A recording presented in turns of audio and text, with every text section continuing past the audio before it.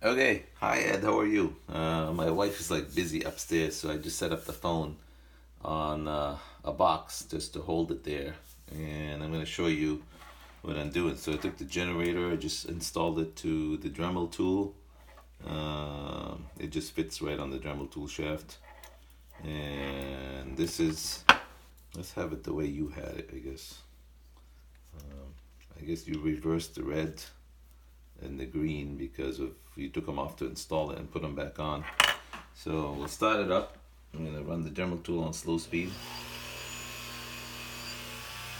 So the white one is like brightly lit, and the other ones look like they're like very dim and they're not even lit. But I noticed I could see the green and the red through here.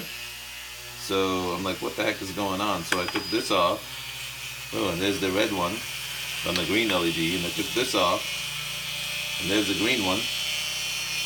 So, and I just take the red and put it back on the red, take the green, put it back on the green. And now everything's working. There's the red, there's the green, and there's the white. So, I test everything with the Dremel tool, and I test the output also. And I actually load test it, but you know, you could use a voltmeter just to check. Here's the voltmeter. And the output is 6.90 volts. So hard for me to show you. Here we go. 6.90 volt. Okay? So that's working. If you do this, you want to run the Dremel tool on slow speed. You never want to run it on full speed because it's too fast. So just like slow to middle, because it runs up to 30,000, I think, and the generator normally runs at like 12 to 15,000 RPMs, depending on how fast you fly your helicopter and your gear ratio setup and everything. And the whiplash is like 12 to 13. So I'll put this coupler back on for you, and usually I put a little bit of Loctite on the shaft so that it doesn't get loose.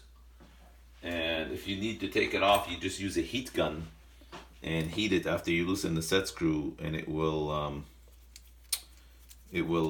come right off. Will twist off with a rag easily. So same thing on the other side. You can remember to put the washers underneath so that the gap on the rubber closes nicely. So a little bit of Loctite here, and a little bit of Loctite in the hole, like that. Just a little hole here. Same thing with the other one. And then you put this on here, and set this on nicely with this, and then it should be fine.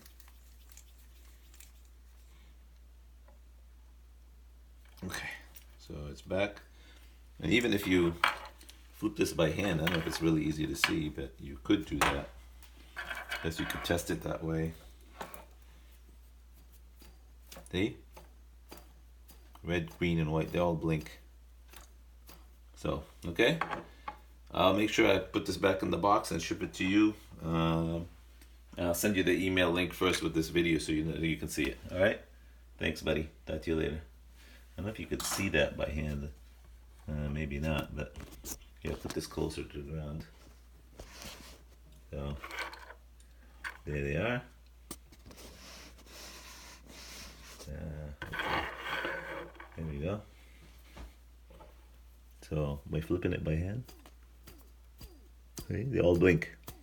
Okay? Alright, talk to you later.